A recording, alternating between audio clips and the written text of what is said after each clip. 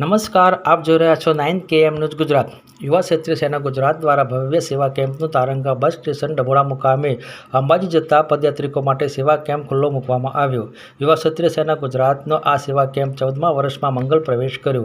યુવા ક્ષેત્રીય સેના ગુજરાત સેવા કેમ્પના ઉદ્ઘાટન સાધુ સંતો, મહંતો, રાજકીય આગેવાનો, સામાજિક આગેવાનો તેમજ અંબાજી જતા ભાવિક ભક્તોની વિશેષ ઉપસ્થિતિમાં મા ભગવતી અંબાજી માતાજીની આરતી કરી સેવા કેમ્પને ખુલ્લો મૂકવામાં આવ્યો હતો।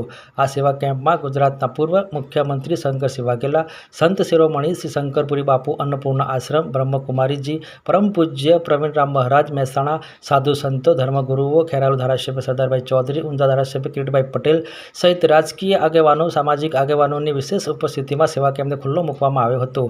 આ સેવા કેમ્પ તારીખ 13 સપ્ટેમ્બરથી 16 સપ્ટેમ્બર સુધી સેવા કેમ્પના કાર્ય ચાલુ રહેશે।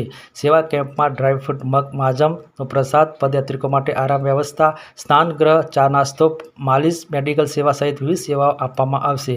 યુવા ક્ષેત્રીય સેના 14 વર્ષથી અંબાજી જતા પદયાત્રિકોમાં અવિરત સેવા કાર્ય આપતા રહ્યા છે।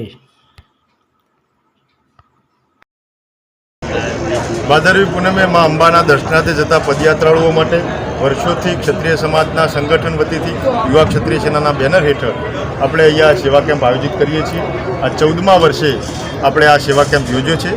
મગમાજુમનો મહાપ્રસાદ, જમવાની વ્યવસ્થા, ચા નાસ્તાની વ્યવસ્થા, મેડિકલ વ્યવસ્થા, માલિશ માટેની વ્યવસ્થા, એ અદ્યતન પ્રકારની વ્યવસ્થાઓ સાથે ક્ષત્રિય સમાજના કેડર બેચ યુવાનો અહીંયા ખડે પગે તૈનાત હોય છે। આજના ઓપનિંગ પ્રસંગે કોણ ઉપસ્થિત રહ્યું ખાસ? આ શુભ પ્રસંગે અન્નપૂર્ણા આશ્રમના મહંત શ્રી શંકરપુરી બાપુ, બ્રહ્માકુમારીમાંથી દીદી અને અનેક સંતો મહંતો સાથે ગુજરાતના પૂર્વ મુખ્યમંત્રી શ્રી આદરણીય શંકરસિંહજી વાઘેલા બાપુ પણ અહીંયા ઉપસ્થિત રહ્યા હતા। એ સિવાય રાજ્યસભાના પૂર્વ સાંસદ શ્રી સાગરભાઈ રાયકા સાહેબ પણ અહીંયા ઉપસ્થિત નોંધાવ્યા। શ્રદ્ધા અને ભક્તિના મહાપર્વમાં અંબાજીને શીશ ઝુકાવી અને ગુજરાતની એકતા, અખંડિતતા જળવાઈ રહે એ માટે બધાએ મંગલ કામના કરીએ અને શુભેચ્છાઓ પાઠવી।